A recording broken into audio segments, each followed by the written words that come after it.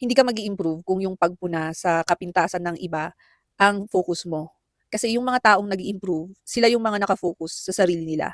Hindi mo kasi mababago ang weaknesses ng ibang tao, mababago mo lang ang weaknesses mo. And ang nakakatawa is yung mga taong puna ng puna, sila yung mas maraming kapintasan. Alam nyo, hindi lang ako yung content creator na nagtitingin ng profile ng basher. Okay? I remember sila Linel, tinitingnan din nila, or yung mga ano. Tapos, kahit si Miss A, natawa nga ako eh. Kasi, pag titingnan namin yung profile mo, tapos mas marami kang weaknesses kaysa sa amin, as in pagtatawanan ka na lang. Okay? Magiging katatawanan ka na hindi mo man alam or ano, pero minsan nagagawa ko yun. Okay, like kahapon, may nagsabi sa akin ang bagal ko daw magsalita.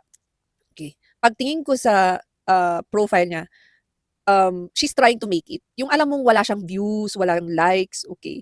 Pero she's trying her best to make it. May pasayaw-sayaw pa siya pero walang nanonood sa kanya. Okay. And she's trying to pull people like me who is trying to contribute to the community. Okay. So doon mo talaga makikita yung mga tao na difference ng mga tao na trying to improve on themselves versus people who's cannot improve on themselves, so they're trying to pull other people down. Alam niyo sa 13 years ko ng pagtuturo, pinaka-insecure ang Pinoy sa lahat ng nationalities. And yun yung nakakasad kasi parang naging national identity na natin ang pagiging crab mentality kahit hindi naman lahat ng Pilipino ay crab mentality. Nakakasad lang na pag naalala ng ibang lahi, ay Filipino yan, naku mag-ingat ka dyan kasi crab mentality ang Pinoy.